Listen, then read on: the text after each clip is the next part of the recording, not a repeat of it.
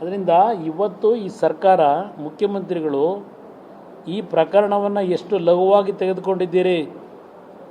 62 ಕೋಟಿ ದುಡ್ಡು ಕೇಳ್ತೀರಲ್ಲ ನೀವು ಆ 3 ಎಕರೆಗೆ. ಎಲ್ಲಿದೆ ಆ ಏರಿಯಾದಲ್ಲಿ ಆ ರೇಟು?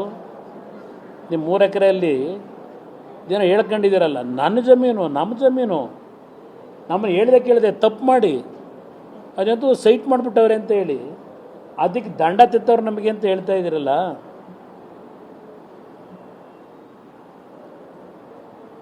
ಆ ಜಮೀನು ವಾರಸುದಾರ ಯಾರು?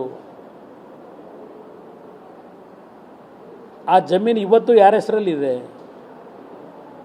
ಆ ಜಮೀನು ಆಯ್ತಪ್ಪ, ಇವರದೇನೋ ನಿಮ್ಮ ಮೂಡಾದವರು ವಶಪಡಿಸ್ಕೊಂಡ್ಬಿಟ್ರಲ್ಲ, ಅವೆಂತ ಪಾರ್ಕ್ ಮಾಡೋಕ್ಕೋ ಸೈಟ್ ಮಾಡೋಕ್ಕೋ. ಅದಾದಮೇಲೆ ಏನೇನು ಬೆಳವಣಿಗೆ ಆಗಿದೆ?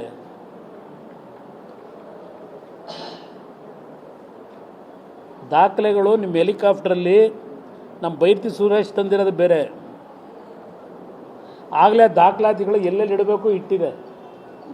ಅದನ್ನೇನು ಕೆಂಪಣ್ಣ ಆಯೋಗ ರಚನೆ ಮಾಡಿ ರೀಡು ಎಲ್ಲ ಮುಚ್ಚಾಕಿದ್ರಲ್ಲ, ಅದು ಮೂಡಾದಲ್ಲಿ ಮುಚ್ಚಾಕೋಕ್ಕಾಗಲ್ಲ ನನ್ನ ಅಭಿಪ್ರಾಯದಲ್ಲಿ. ಇದಕ್ಕೆಲ್ಲ ಕಾಲ ಉತ್ತರ ಕೊಡುತ್ತೆ. ಈಗ ನಿಮ್ಮ ಹತ್ರಲ್ಲೇ ಇದಾವಲ್ಲ ಬ್ರದರೆಲ್ಲ, ಬೀದಿಲಿ ರವಾನೆ ಆಗಿದೆ. ಹಾಂ, ಏನು ಹೇಳಿ? ನಿಜ, ಅದು ನಿಂಗ ಆಲಿಯಾಸ್ ಜವರಾ ಅನ್ನೋರು ಜಮೀನು. 92ರಲ್ಲಿ ನೋಟಿಫಿಕೇಷನ್ ಆಯಿತು, 97ರಲ್ಲಿ ಡಿನೋಟಿಫಿಕೇಷನ್ ಆಯಿತು. ಇದೆಲ್ಲ ಇತಿಹಾಸ ಇದೆ. 2004 ಏನಾಯಿತು, 2005 ಏನಾಯಿತು.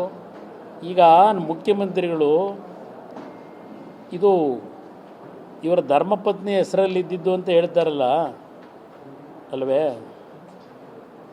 ಇವ್ರ ಧರ್ಮಪತ್ನಿ ಹೆಸರಿಗೆ ಯಾವಾಗ ಬಂತು? ಅದೆಂಥದ್ದು ಅರಿಶಿನ ಕುಂಕುಮ ಕೊಡೋದಕ್ಕೆ ಅವರ ಅಣ್ಣ ಕೊಟ್ಟರಲ್ಲ, ಕೊಟ್ಟ ಡೇಟ್ ಏನು?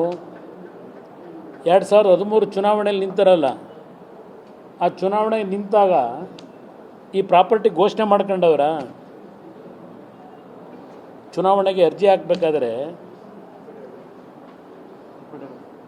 ಅಫಿಡವಿಟ್ನಲ್ಲಿ ಈ ಆಸ್ತಿ ಅವ್ರದ್ದು ಧರ್ಮಪತ್ನಿ ಹೆಸರಲ್ಲಿ ಇರ್ತಕ್ಕಂಥದ್ದು ಮಾಹಿತಿ ಕೊಟ್ಟವ್ರ? 2013. ಭಾಳ ವಿಷಯ ಇದೆ, ಮಾತಾಡೋಣ ಬನ್ನಿ. ನಮಸ್ಕಾರ ಎಲ್ಲರಿಗೂ.